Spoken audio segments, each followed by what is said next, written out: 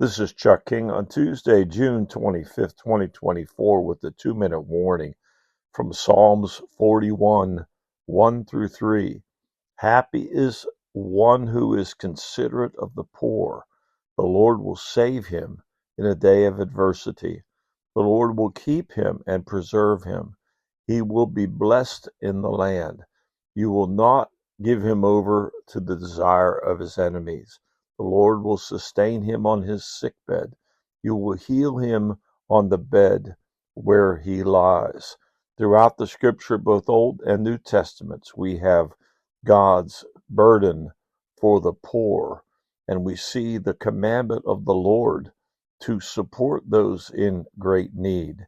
And this is why Scripture says, when we give to the poor, we lend to the Lord, and He will reward us for that.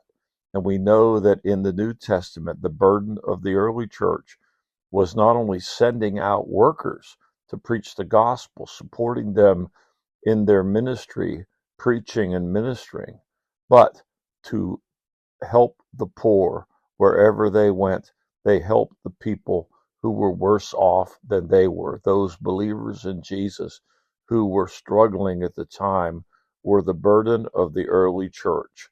Not buildings, not programs, not staffing concerns, but preaching the gospel and helping the poor.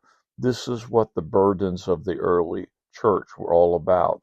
And the scripture promises that if we sow in liberality to the poor, that we will reap spiritual benefits. This is the promise of God in both the Old and the New Testaments. He loves a cheerful giver.